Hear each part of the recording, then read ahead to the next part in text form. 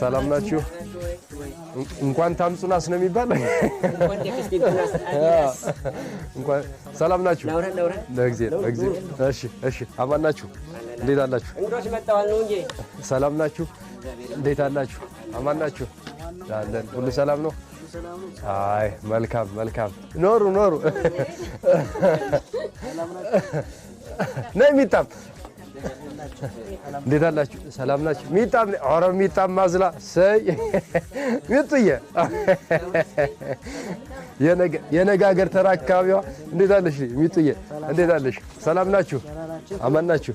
ሰላም ናችሁ?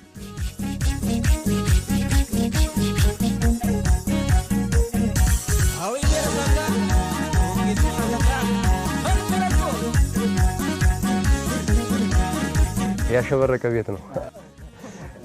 የዚህ አካባቢ ሰው ባለሙያ ነው መሰል ሴቱ።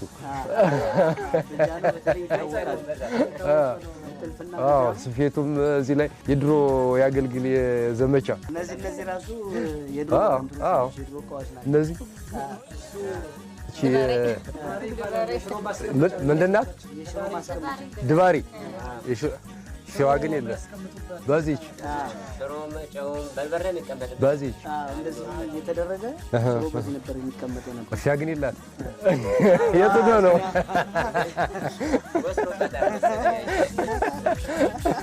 አልተጠበቀችም።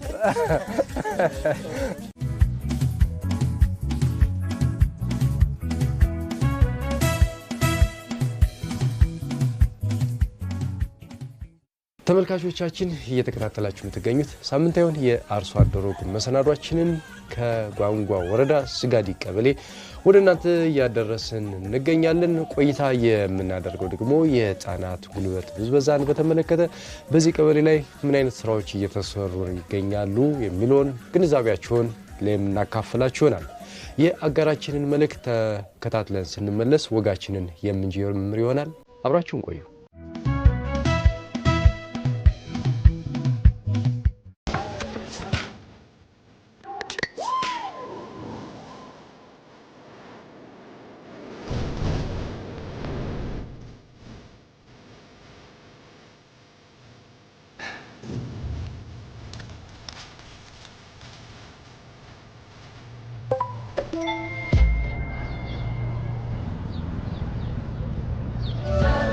ያሻውት ባሉበት ሆነው በቴሌብር ሱፐር አፕ በኩል ዘመን ገበያ ላይ ሲያዙ ያዘዙት ዕቃ ደጆ ድረስ ከተፍ ይላል።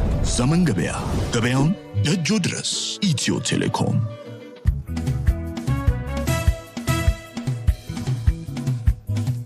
እንግዲህ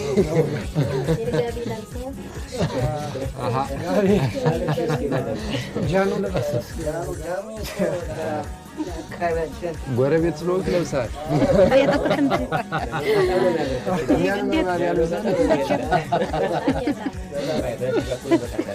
ለእኔና ለዘሜ ግን ነጠላ ያልተሰጠን የሩቅ ሰው ሆነን እንግዳ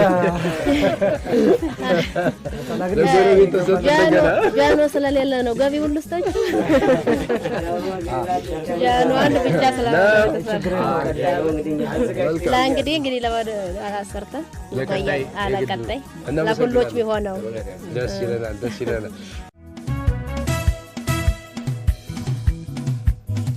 የህፃናት ጉልበት ብዝበዛን በማስቀረት በወረዳ ደረጃ እዚህ ቀበሌ የተሻለ እንቅስቃሴ ያለ ተብሎ ነው የመጣው። እንደው ለመግቢያ እንዲሆነን እንደው ህፃን የምንላቸው እድሜያቸው እስከ ስንት ዓመት ያለው ነው? ለስራ ገደብም ያልደረሱ ለብዙ ነገር ያልደረሱ ከ18 ዓመት በታች ያሉትን ህፃን ተብለው ነው የሚይዙ። ከ18 ዓመት በታች ሆነው ራሳቸውን ያልቻሉ ከቤተሰብ ጋር አብረው የሚተዳደሩ ገና ራሳቸውን ችለው መንቀሳቀስ ማይችሉ መስራት ማይችሉ ቢሰሩም ግን ራሳቸውን ማስተዳደር ማይችሉ ናቸው። እስከ 9 ዓመት ያሉት ልጆች ህፃናት ይባላሉ። ነፍሳቸውን ማያውቁ በትልቅ ባውክ የሚመሩ ማለት ነው። እስኪ ዘሜ አንተ ጋር ልምጣና እንግዲህ ሁለት አይነት ሐሳብ ነው የተነሳ። የ9 ዓመት በታች የሆኑ ትብላለች፣ ሁለቱ ደግሞ 18 ዓመት በታች የሆኑ ብሏልና ህፃን የምንላቸው እስከ ስንት ዓመት የእድሜ ገደብ ያለው ነው? ህፃን ማለት እድሜው 18 ዓመት እና ከዛ በታች የሆነ ማንኛውም ወንድ ይሁን ሴት ጾታን ሳይለይ ህፃን ተብሎ ነው የሚፈረጀው።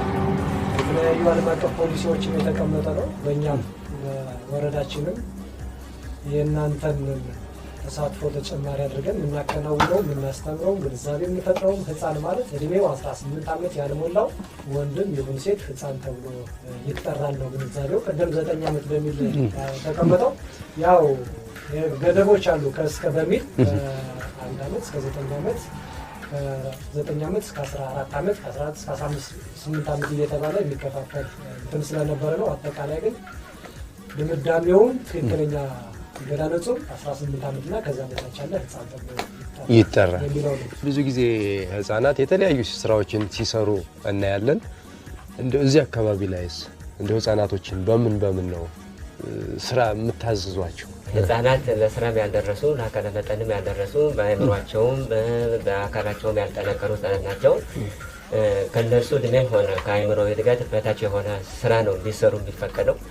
አካላቸውም ይሁን አእምሮዊ እድገታቸው ገና በጣም ያልበሰለና ውሱን በመሆኑ ህፃናት ከእድሜያቸውም ከአካለ መጠናቸውም ከአእምሯቸው አስተሳሰብም ከእድገትም ጋር አብሮ የማሄድ ስራ እንዳይሰሩ ይደረጋል እና እኛ አካባቢ በተፈጠረልን ግንዛቤ መሰረት ህፃናት ከአቅማቸው በላይ የሆነ ስራ እንዲሰሩ አናስገድድም፣ እንዲሰሩ ማናዝም እና ከአካላቸውና ከእድሜያቸው አብሮ የሚስተካከል አብሮ የሚሄድ ልክ ከብት መጠበቅ ሊሆን ይችላል ትናንሽ ስራዎችን ይሰራሉ። በእርግጥ ህፃናት ተብሎ ከስራ እንዲወጡ አይደረግም። ህፃናት እንግዲህ እስከ 7 ዓመት ባለው ህፃናት ላይ ቤት ጠብቁ፣ እዚህ ተጫወቱ፣ ወንድ ቅርብ ከሆነም በቅል በጎማ ውሃ መታችሁ ለዶሮ ቅዱላቸው እንደዚህ ነው እንጂ ከባድ ስራም አይታዘዝም። እነሱም እሺ አይሉም፣ ይረብሻሉ።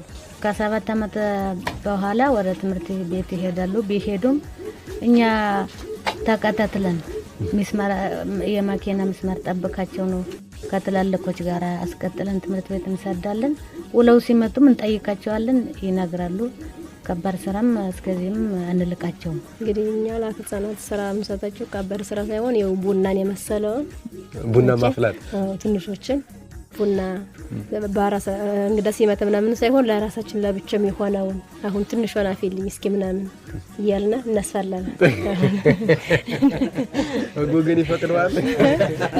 አጎገን ይፈቅዳል ሙላት አያው ሰዓት ጋር ማደ ሳቢያለ እንጂ ከባድ ስራ እና ገበያ ስንሄድ ያው እዚህ ደጃፍ ላይ ተቀምጣችሁ ቤት ተጠብቁ ቆዩ፣ የትም እንዳትሄዱ፣ በቃ ማንም ሰው ሲመጣ እንዳታስገቡ፣ እዚህ ላይ ነው ካቀስት ተጫወቱ ምትቆዩ ምናምን ብለን ነው ምን ሀሳብ ስለ የህፃናት የእድሜ ገደብ አለ። ለምሳሌ አሁን ከ7 ዓመት በላይ የሆነ ህፃን ወደ ትምህርት ቤት ይሄዳል። ከ7 ዓመት በታች የሆነ ከ4 እስከ 6 ዓመት እዚህኛ አካባቢ ቅርብ ትምህርት ቤት አለና ወደ ኬጂ ይላካል። ኬጂ የሚያስተምሩ መምህራኖች አሉ፣ እዛ ይልካሉ። ከ10 ቢያንስ እንደው ከ14 ከ13 እስከ 18 ዓመት ድረስ ከሚሞሉ ድረስ በተለይ ሴት ህፃናት በእድሜያቸው ትንሽ ወደ ጉርምስና ወደዚህ እየመጡ ስለሆነና ወደ ራሳቸውን የመቻል ጠጋ እያሉ ስለሆነ አሁን ቤት ላይ ቅድም እንደተባለው እህቴ እንዳለችው ቡና የማፍላት፣ ውሃ ከወንዝ የማምጣት፣ ከብት የማገት የመጠበቅ፣ እንደው ቤት የመጥረግ፣ እነዚህ ሰዓት የማያያዝ እናቶችን የማገዝ ስራ እንጂ አሁን ከባድ ስራ የሚሰራ ወንዶች ግን በተለያዩ ወንዶች ከብት ይጠብቃሉ። ከትምህርት ቤት ተመልሰው የከብቶች መኖ እንትን ያቀርባሉ፣ ከብትን ያጠጣሉ። ሌላ እንደዚህ ቀለል ያለ ስራ ነውና የሚሰራ። በተለይ አንዳንድ 17 ዓመት ወደ 18 የተጠጋ ወጣት ወንድ ህፃን እርሻ ሁሉ ያርሳል።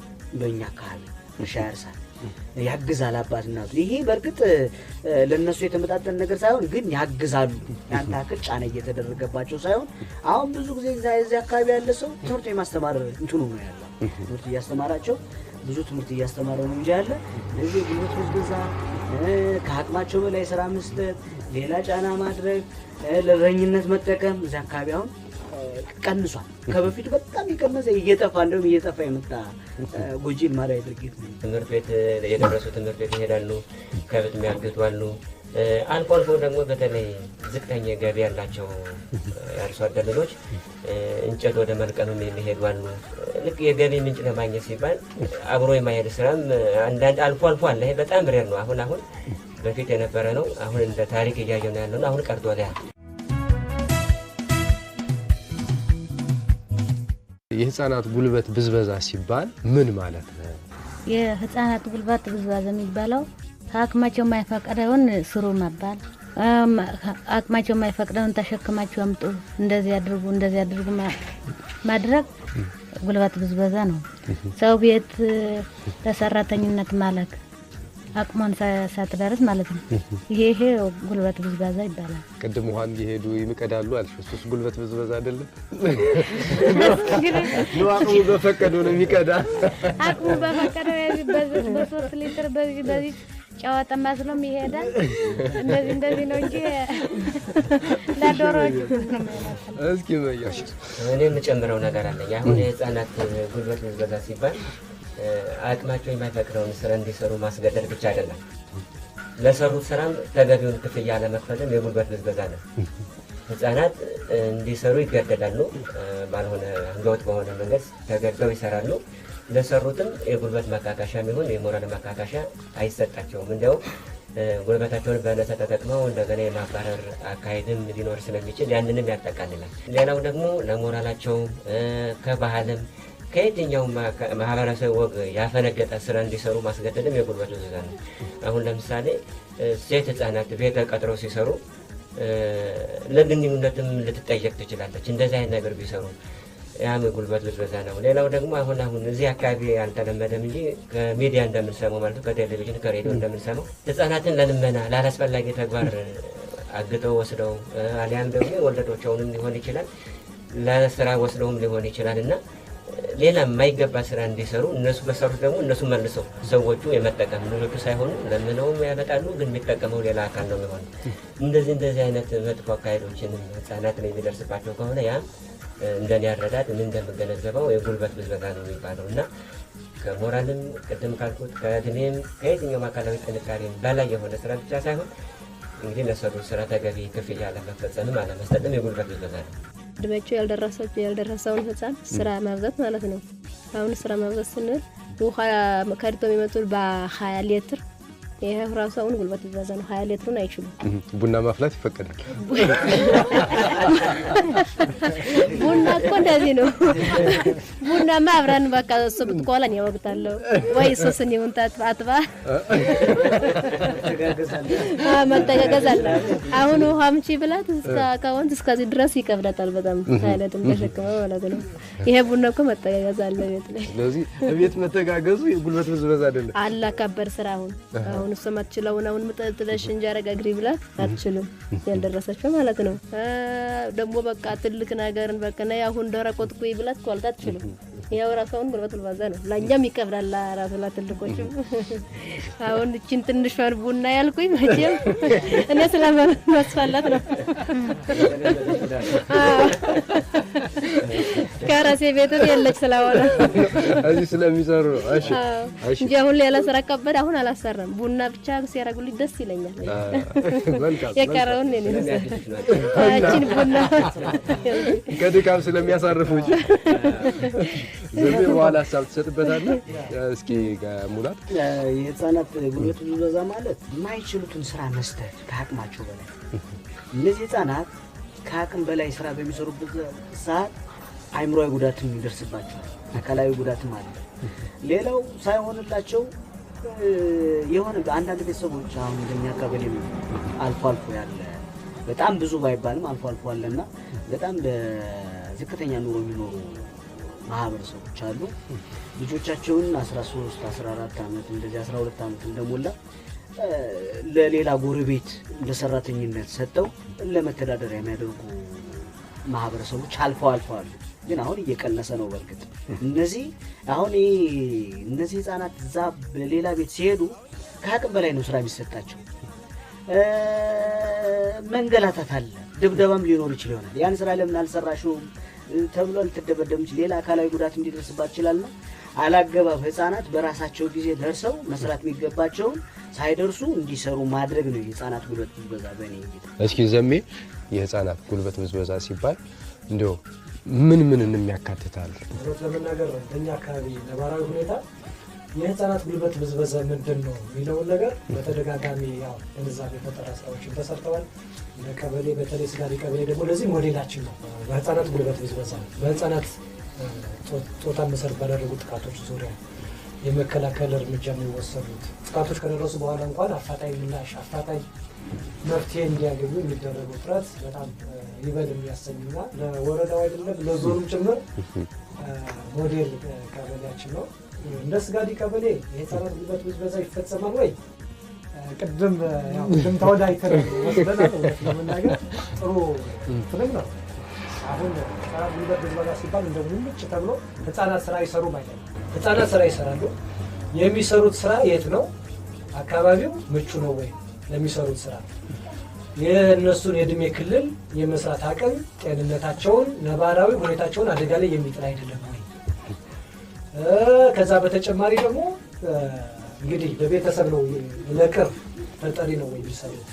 አሁን እዚህ አካባቢ የተለመደ አንድ ነገር ነበር፣ አሁን በሂደት እየቀረ ያለ ወጣት ያልሆኑ ገና 18 ዓመት በታች ያሉ ከ12 ዓመት ከ13 ዓመት ጀምሮ ወንድ ህፃናት ምንድን ነው የሚደረገው?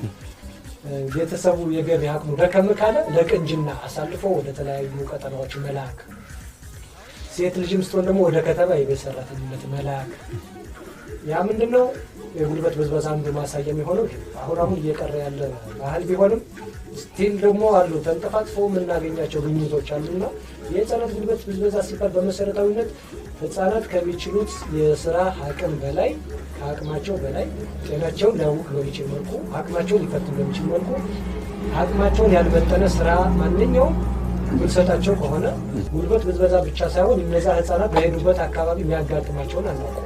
ለወሲባዊ ጥቃት ሴት ከሆነች ትጋለጣለች፣ ወንዱም በተመሳሳይ ለተለያዩ የአካል ጥቃት፣ የሞራል ጥቃት፣ የስነ ልቦና ጥቃት ጭምር ሊያጋልጣቸው ይችላል። እኛ እዚህ ሆነን የጉልበት ብዝበዛው ብቻ ሳይሆን ምናይ ጉልበታቸው ብቻ ሳይሆን ስነ ልቦናቸውን፣ አእምሯቸውን ቅድም ወንድሜ እንዳነሳው በለጋ እድሜያቸው መሸከም የማይችሉትን ጠባሳ እንዲሸከሙ ማድረግም ጭምር የሚያካትት ነው የሚሆነውና የትኛው ነው የህፃናት ጉልበት ብዝበዛ ከፍ ያለ ዝቅ ያለ የሚለውን ቅድም እህቴ ያነሳቸው ቡና ፊልም ያለችው ነገር አይስሩ አይባልም። እንደ አቅማቸው ግን ቤተሰብ ያግዛሉ፣ ቡና ያፈላሉ። አሁን የ13 ዓመት የ14 ዓመት ሴት ልጅ ቡና ካላፈላች ሙያ ቤት ላይ የእናቷ ሙያ ካልያዘች ነገ ደግሞ ለባህሉ ተመልሶ ሌላ ጸር ሊሆን ይችላል። የእናት አባት ወግ ይዞ ማደግም ትልቅ ትምህርት ነው። ይሰራሉ። ስራቸው ግን ምን መሆን አለበት? የእነሱን እድሜ ጤና ያማከለ መሆን አለበት የሚለው ግን እንደማጠቃለያ ሀሳብ ይሆን እንጂ ደስ ይላል።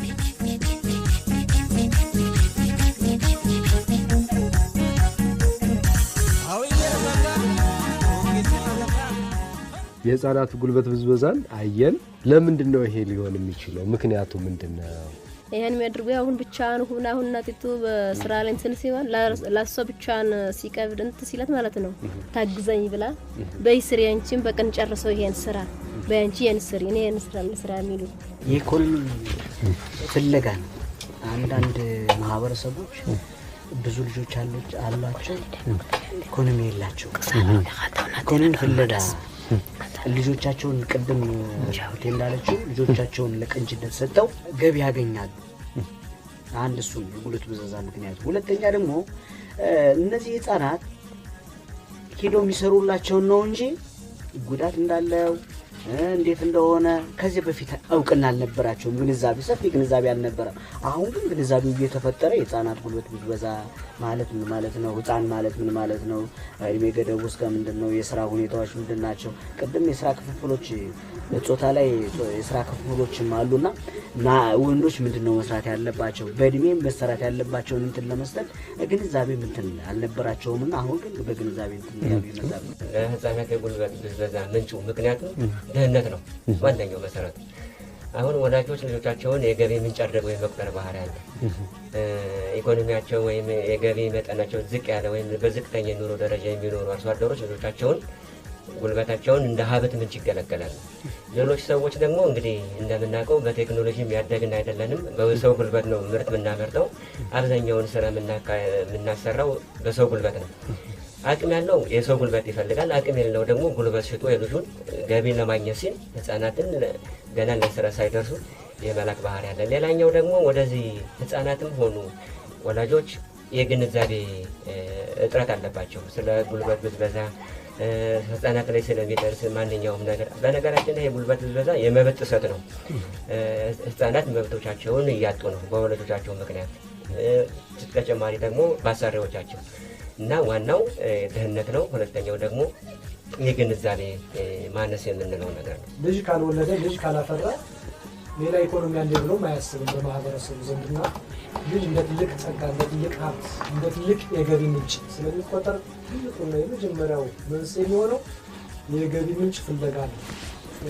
የኢኮኖሚ ማነስ ቅድም እንደገለጹት የአቅም ማነስ፣ የገቢ ምንጭ ማነስ፣ የምርት ማነስ፣ እነዚህ ሁሉ በምንድነው ያ ቤተሰብ ሰርቫይቭ የሚያደርገው? ልጅ ካለ ትንሽ ከፍ ያለ ልጅ ካለ ወደ ቀንጅና ይላካል። ሴት ልጅ ካለች የቤት ሰራተኛ ትሆናለች። ያ ገንዘብ ቅድም በተገለጸው አግባብ ለህፃናቱ እንኳን የሚውል አይደለም። ከአቅማቸው በላይ ስራ ሰርተው ከአቅማቸው በላይ ተጋላጭ ለሆነ አካባቢ ተዳርገው እንኳን ሰርተው ምን እንደገጠማቸው በማይታወቅበት ሁኔታ ያን ገንዘብ ያን የመጣ በአመት ተሰብስቦ የመጣን እንኳን የሚጠቀመው እዚህ ገና ያላደጉ ህፃናትና ወላጆች ናቸው የሚሆኑትና ትልቁ ምንጩ ቅድም እንደተገለጸው የገቢ ምንጭ ተደርጎ ስለሚወሰድ ነው። የግንዛቤ እጥረቶች ጭምር ስለነበር ተመልካቾቻችን እየተከታተላችሁ የምትገኙት ሳምንታዊውን የአርሶ አደር ወግ መሰናዷችንን ከጓንጓ ወረዳ ስጋዲ ቀበሌ ላይ እያደረግን እንገኛለን። የአጋራችንን መልእክት ተከታትለን ስንመለስ ደግሞ ወጋችንን የምንቀጥል ይሆናል።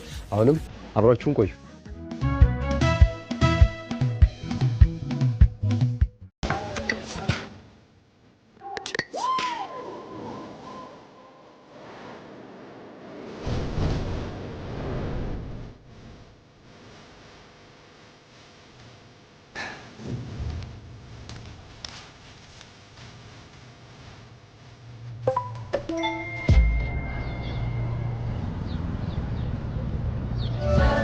ያሻዎት ባሉበት ሆነው በቴሌብር ሱፐር አፕ በኩል ዘመን ገበያ ላይ ሲያዙ ያዘዙት ዕቃ ደጆ ድረስ ከተፍ ይላል።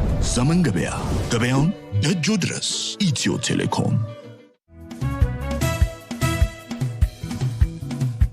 ይሄኛው ቀለል ያለ ስራ ስለሆነ ቀለል ያለ ስራ ይባላል።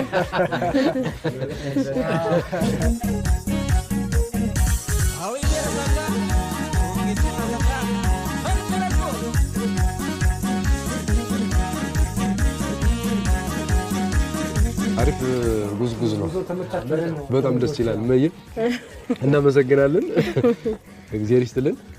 እስኪ ወደ ወጋችን እንመለስና እንግዲህ አሁን የግንዛቤ ፈጠራ እዚህ አካባቢ ተሰርቷልና በፊት ላይ ይሄ ግንዛቤ ከመፈጠሩ በፊት እንደው ስለ ህፃናት ጉልበት ብዝበዛ እዚህ አካባቢ ላይ ማህበረሰቡ ግንዛቤ ነበረ ወይ? ድሮ ግንዛቤ ሳይሰጥ ሰው ህፃናትን እንዳገኘ ሲያዝ ነበር።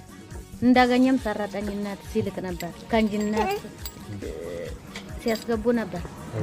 ዛሬ ግን ትምህርት ቤት ላይም ዳብር ላይም ግንዛቤ የተሰጠ ልጆች ራሶች ትምህርት ቤት ላይ እኮ እንደዚህ ያሉ ነው ሲሉ እንሰማለን ልጆች ማለት ነው። ስለዚህ እንደ ድሮ ዛሬ ነው እየተሻሻለ የመጣ። ድሮ ግንዛቤ ሳይሰጥ ነበር። በህግም እንደሚያስጠይቅ አታውቁም ነበር በፊት? አናውቅም። በፊት ትምህርት ሳይሰጥ ማማቸም እነችን ስራ ጨርሰው የሚሄዱትን የሚጨርሱላትን እንጂ ያን በቃ ጉልበት ብዝበዛም የሆነውን ህፃናት የሚጎዱትን አያስቡ። እቺ ስራ የምታልከዋን ብቻ ሰርተው ለነሱ በሚያደርሱትን ብቻ ነው የሚያስቡ የነበር።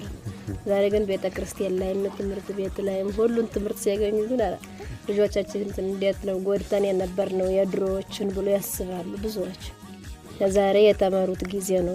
ድሮማ በአንዲያም ጅሪካንም አይደለም ውሃ የሚያመጡት ማድጋ በማድጋ ትልቅ ማድጋ ነው። በዛው ነው ተሸክመው ሲያመጡ የነበሩ። ይሄ ነው የነበረ። ዛሬ ያካርፈ ምንም እንኳን ቤተሰብ ማንተን ማለት እኔ ማልችላውን ስራ አልሰራም ነው የምትላውና አንዷን ይሄን ስራ ስሪ ብላና ትልቅ ነገር ይሄን ያልችላውን ትላለች። እንደው እናንተም ልጅ እያላችሁ አሁን ላይ ስትመልሳችሁ ስታዩት ለካ አቅሙ በላይ እየሰራ ነበር እንደ አይነት ጉዳት የደረሰበት የምትሉት አለ እንዴ? ልጅቷን ትንሽ ህጻናት እንደዚህ ነው ማለት ነው። እንጀራ ጋግረሽ ቆይ ለልጆች ይረባቸዋል ምናምን ብላ ትሄዳለች። ከዚያ ያቺ ህጻን ምጣድ ትዳ እንጀራ ስትጋግር ቆይታ ይሄ ነው እኮ ምድጃ ነው ይሄ ምድጃ ቆጣቢ ላይ እሳቱን እንደዚህ በእንትን ባንቻ ጣምጣውና በእጇ እንዲያርጋፍሳ መሬቱ ላይ ስታደርግ እጇ ተበላሽቶባታል።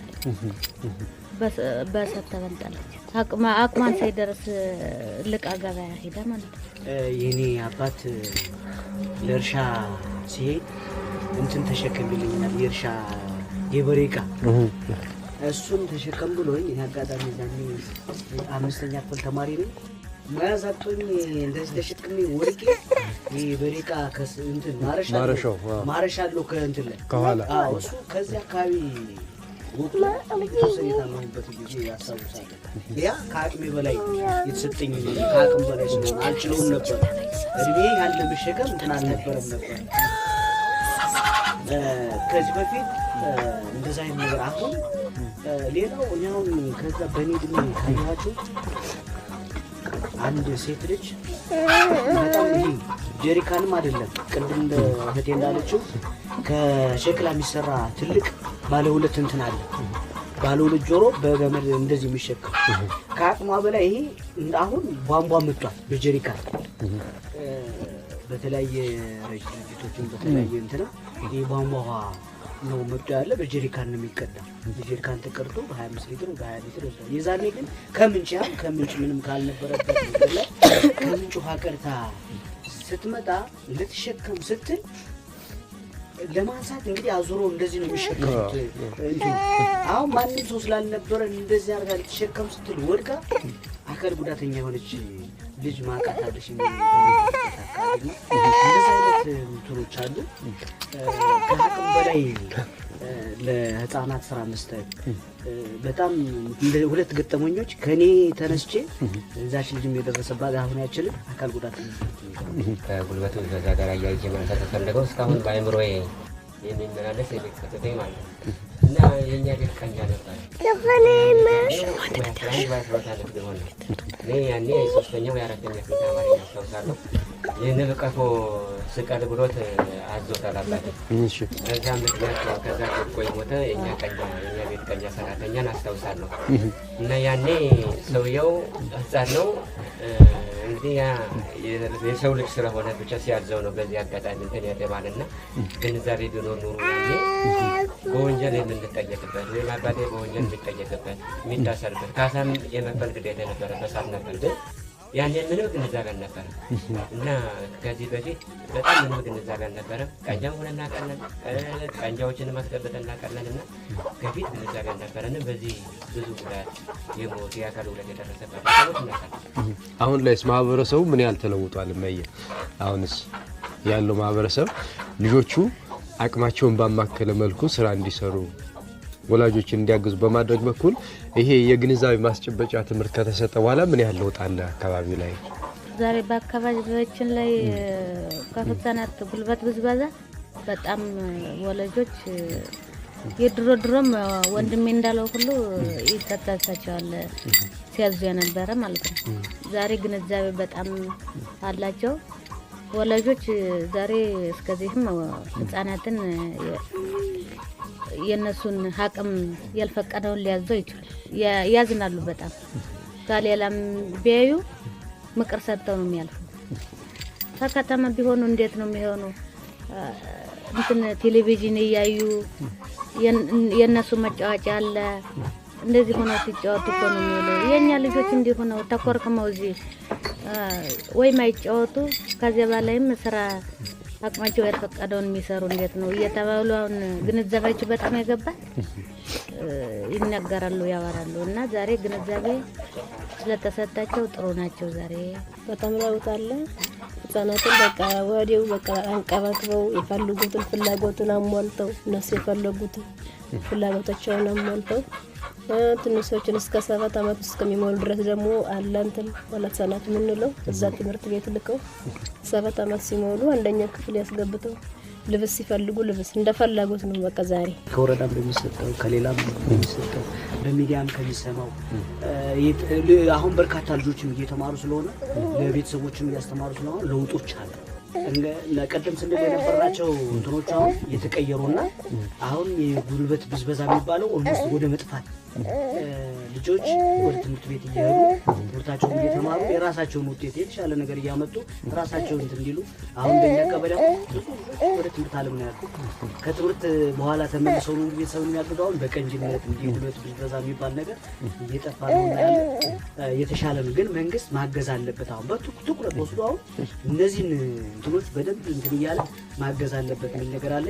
እኛም በራሳችን ማህበረሰቡ በጋራ እያደረግን እየተወያየነ የጉልበት ብዝበዛ መቅረት እንዳለበት ውይይት ማድረግ አለብን እያደረግን ነው።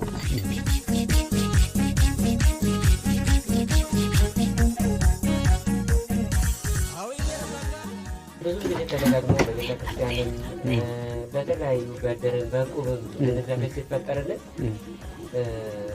እውነት አይመስልም ነበር። የእኛን ልጆች እኛ ካላሰራናቸው ልጆቻችንን እንደፈለገ አዝዘን ካልተጠቀምናቸው ለምን ነው ታዲያ ወልደን የምናሳድገው የሚል ባህልም እምነትም ነበረ። ግን በተደጋጋሚ ልጆቻችን ላይ የደረሰ የሚመጣውን ነገር ስናይ ስንገነዘብ ሰዎችም የሚሰጡት አስተያየትም ሆነ ትምህርት ትክክለኛ እውነት መሆኑን እየተረዳን ስንሄድ አሁን ተቀብለን ሙሉ በሙሉ ይህን ነገር ድርጊቱን አስወግደናል ማለት እንችላለን። እኛም እንደ ባለሙያ መስክም ስንወጣ ሰፈርም ስንዞር የሚያጋጥሙ በርካታ ሁኔታዎች አሉ፣ በርካታ ግኝቶች አሉ። እንግዲህ ህግ ምን ይላል፣ የእኛ ማህበረሰብስ ምን ደረጃ ላይ ነው ያለው የሚለውን ነገር ወስደን ስናይ በህግ ደረጃ የተቀመጠ እስከ ቅጣትም ጭምር በወንጀል ምን ያክል ያስጠይቃል የሚለውን ጭምር በደንብ በቤተሰብ ህግም የተቀመጣለ በህገ መንግስቱም በህፃናት ፖሊስም ጭምር የወጣ አፈጻጸም መመሪያዎችም አሉ፣ ደንቦች አሉ። አሁን ለውጡ ምን ደረጃ ደርሷል ብለን ስናይ ያጋጥመን የነበረ ምንድነው እንደ ባለሙያ አህያም ወልዳ ታርፋለች ማለት ነው። ልጅ እውነት ነው። አህያም ወልዳ ታርፋለች። እንዴት ልጆቻችን እኛ እናዝም፣ ልጆቻችን እንዴት ይመለከተናል ትላላችሁ? ከአህያ ሳነሳችሁን እኮ የሚሉ ሁሉ አጋጥሞን ያውቃል እውነት ለመናገርና ይሄንን እኛ የነሱ አባባል ነው ልክ ሰው አባት ነው በልኩ ይሁን ነው እንጂ ሙሉ በሙሉ ልጅ እንዳይሰራ ሙሉ በሙሉ ከስራ ውጭ ሆነው ዝም ብለው እንደው ከቤተሰብ ከማህበረሰቡ ከባህሉ ከወጉ አፈንግጠው ይደጉ ሳይሆን ልክ ልካቸውን እያወቁ በልካቸው ነገ አድገው ዛሬ ጥሩ ትምህርት ቤት ብታስተምሯቸው ነገ ጥሩ ተቋም ያማቸው ጥሩ የጤና ተቋም ያሳካቸው ልጆቻቸው። እኔ ከዛ መጥቻ አይደለም ግንዛቤው ግን አቅማቸው ምንድን ነው በህግም ወስደን ስናየው ነገ ወደ ተጠያቂነት ከመግባታችን በፊት ህጉ ምን ይላል? ህጉ ለማን ነው የቆመው? ሞር ለህፃናት ነው። ቀጥሎ ደግሞ ለማህበረሰቡ፣ ለቤተሰቡ፣ ለአካባቢ እንደ ሀገርም ሀገር ተረካቢ ማን ነው? ህፃናት ናቸው። የዛሬ ህፃናት ላይ ካልሰራነ አዋቂዎች ላይ ብቻ ሰርተን ውጤት እናመጣለን ብለን ስለማይታሰብ ህፃናትን በአግባቡ መያዝ፣ በአግባቡ መሰደግ፣ ጉልበታቸውን፣ አእምሯቸውን፣ ጤናቸውን፣ ስነልቦናቸውን በጠበቀ መልኩ ጉልበታቸውን ከስከ በሚል የሚገባቸውን ስራ እያሰራችሁ እያገዛችሁ መታዘዝንም ጭምር ማህበረሰቡ ወጉንም ጭምር እያተማረ እያወቀ 2000 ላይ የወጣ የቤተሰብ ህግ አሁን የህፃናት ጉልበት ብዝበዛ ተጠያቂነቱ እስከምን ደረጃ ነው? በእድሜ ከፋፍሎ ያስቀምጣል። ከ13 ዓመት በታች ጉልበት ብዝበዛ ብቻ አይደለም ያለ እድሜ ጋብቻንም እዚህ ላይ ያካትታል። እድሜ ጋብቻንም ገና ለገና ወንድየው ወገን የልጁ ሚስት አምጥቶ የቤት ሰራተኛው ለማድረግም ጭምር ያለ እድሜ ጋብቻ ይፈጸማል። ከ5 ዓመት እስከ 7 ዓመት በሚያስደርስ ጽኑ እስራት ያስቀጣል። ከ13 ዓመት በላይ ሁና እንደዚህ አይነት ድርጊት ተፈጽሞ ቢገኝ በ3 ዓመት ከባድ የወንጀል ድርጊት ነው።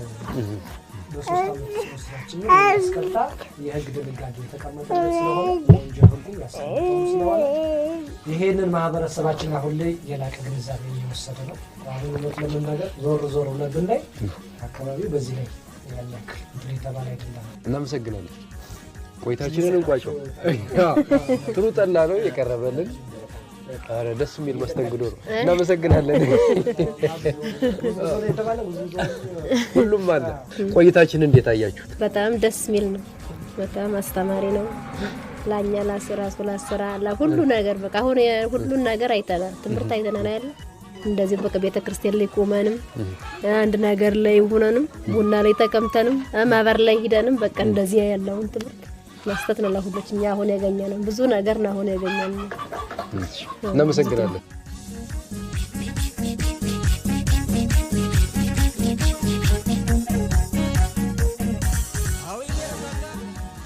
ተመልካቾቻችን በጓንጓ ወረዳ ስጋዲ ቀበሌ የነበረን የአርሶ አደሩ መሰናዷችን የህፃናት ጉልበት ብዝበዛ ላይ ትኩረትና አድርጎ ቆይታ አድርገናል። ሳምንት በሌላ ቦታና በሌላ ርዕሰ ጉዳይ እንጠብቃችኋለን። እስከ ሳምንት ሰላም ቆዩን። መልካም ሳምንት።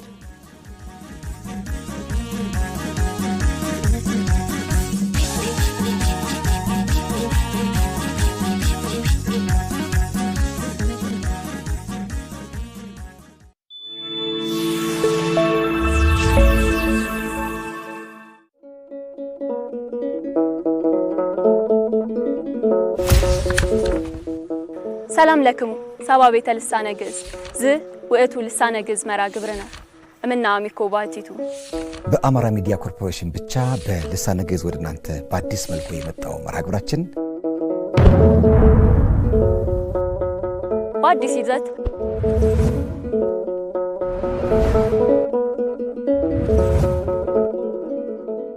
በወንበር መሰናዷችን ከሊቃውንት እግር ስር ተቀምጠን ልሳነ ግዕዝን ከፊደል እስከ ልሳነ ግዕዝ ሰዋሰዋዊ ጉዳዮችን የምንማርበት ዝግጅት በተለምዶ ሞክሼ እየተባሉ የሚጠሩ የግዕዝን ፊደላት እናያለን። ጽንሁ ምስሌ የትኞቹ መራሕያን ናቸው የሴት የትኞቹ ናቸው የወንድ የሚለውን በደንብ አድርገን እናያለን። በብራና መርሃ ግብራችን ሀገር በቀል ጥበባችንና ዕውቀታችን የሚዳሰስበት ሀብተ ብዙ ልሳነ ግዕዝን ታሪካችንን ምስጢራችንን የምንመረምርበት እንዲሁም በግዕዝ ዙሪያ ስለተሰሩ ሀገር በቀል ጥናታዊ ድርሰቶችና ጥናታዊ ጽሑፎች ዳሰሳ የሚደረግበት መሰናዶ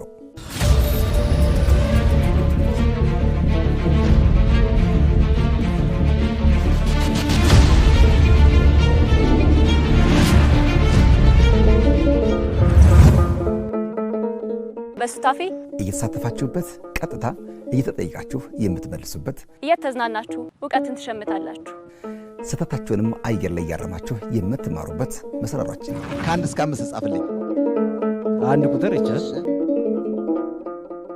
በጣም ግሩም አይ ቲንክ አንድ ጻ ነው የማውቀው አንድ ጻ ነው አንድ ጻ ነው የማውቀው ማን ነው ይባል ስሙ ነው ጻ ነው ብለንኛ የተማረው ያ አና የኛው ተማረው አዎችን ጻዎችና ሰዎችን የሚያውቅ ሰው ጠፍቷል እንግዲህ እየፈለግን ነው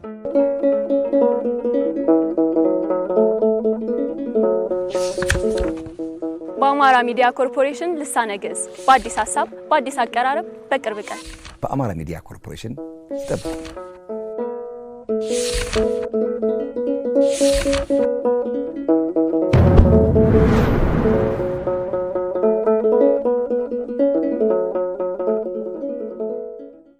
በኩር ጋዜጣን ያንብቡ። ጋዜጣ መረጃ ነው። ጋዜጣ ትዝታ ነው። ጋዜጣን ያነቡታል፣ ያምኑታል። በአማራ ሚዲያ ኮርፖሬሽን ዘውትር ሰኞ ለንባብ የምትበቃው በኩር ጋዜጣ መጋቢት 28 ቀን 2018 ዓ.ም የተለያዩ አንኳር ጉዳዮችን ይዛለች። በኩር በሀገር ውስጥ ትንታኔ የከተማ ግብርና የችግር መሻገሪያ የሆነ ነው በሚል ሰፋ ያለ ዳሰሳ ይዛለች።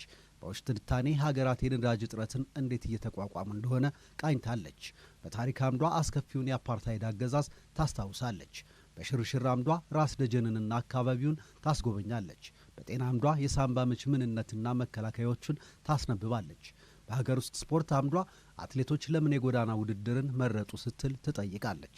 እነዚህንና በተለያዩ አምዶች የተሰናዱ ወቅታዊ አዝናኝና አስተማሪ ጽሑፎችን ከበርካታ ጨረታዎች፣ የሥራ ማስታወቂያዎችና እውጆች ጋር ያገኛሉ። በኩር ጋዜጣን አንብበው ያትርፉ። መርጠው ከሚያነቧት በኩር ጋዜጣ ጋር አብረው በመስራት ምርትና አገልግሎቶን ያስተዋውቁ። በፌስቡክ አሚኮ በኩር፣ በቴሌግራም በኩር ጋዜጣና በድረገጽ amiko.it/በኩር ብለው ይጎብኙን። በኩር ጋዜጣን ያንብቡ። ለህብረተሰብ ለውጥ እንተጋለን። አማራ ሚዲያ ኮርፖሬሽን